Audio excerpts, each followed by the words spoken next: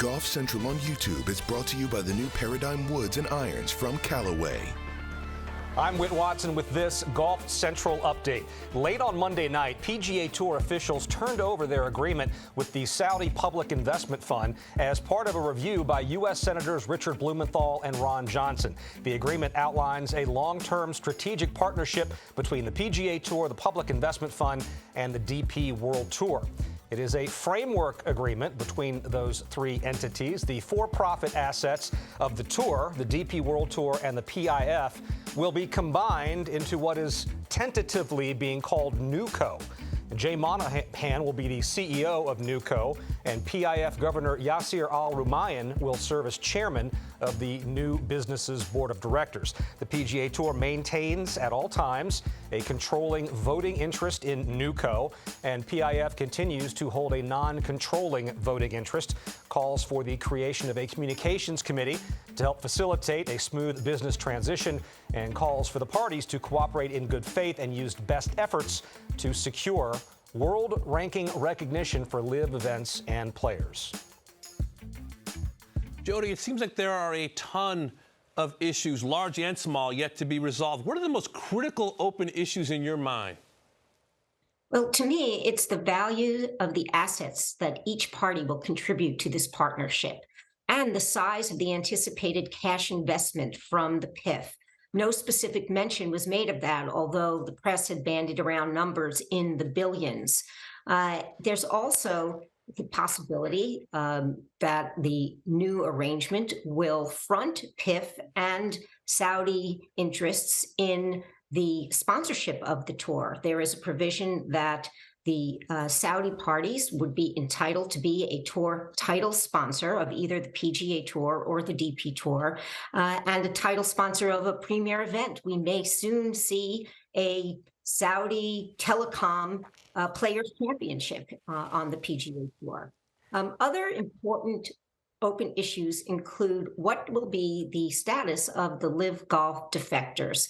The parties are obligated to work to establish fair and objective processes for players to reapply for membership with the PGA Tour beginning 2024. What will that look like? Unclear, other than that it is supposed to be in the framework agreement's terms, consistent with each tour's disciplinary policies. So that could mean fines or suspensions for the European and PGA Tour defectors who want to reapply.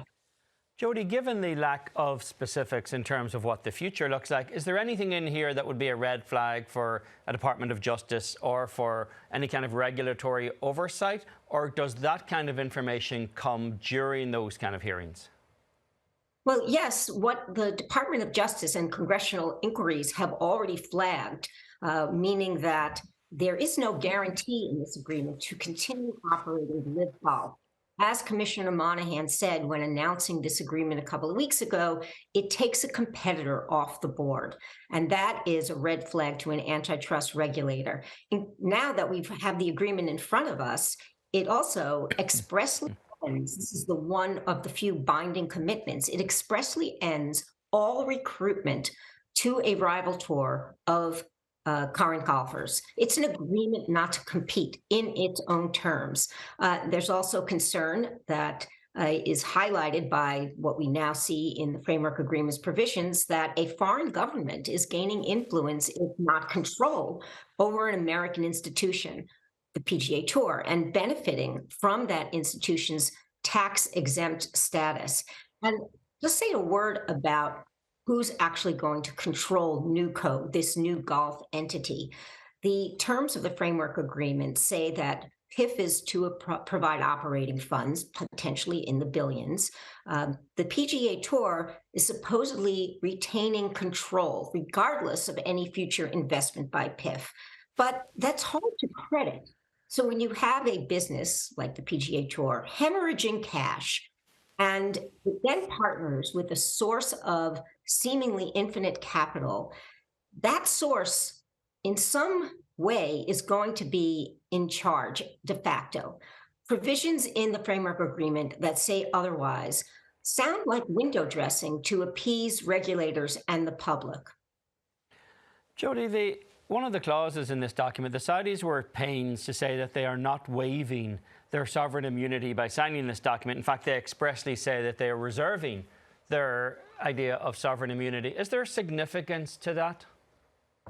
Well, the significance is that they are making a statement that when they dismissed the lawsuit with prejudice, they have reserved, since they were never resolved by the Ninth Circuit, the arguments that they are not subject to the jurisdiction of U.S. courts or to the subpoena powers of legislative entities. They need to reserve those arguments to avoid the very disclosures that they were so concerned about in the litigation.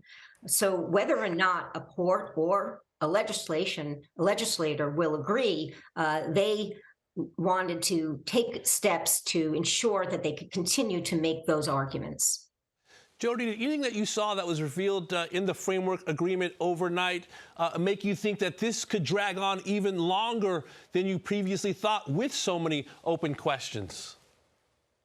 Yes, I sorely doubt that the December 2023 deadline for coming to a definitive agreement will be met.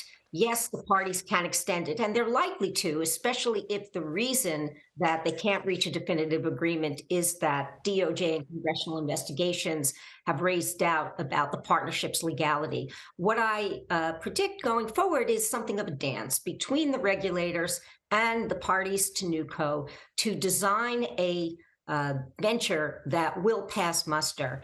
And remember, there's another party who's not specifically named in this agreement, but who has significant leverage in how the negotiations play out.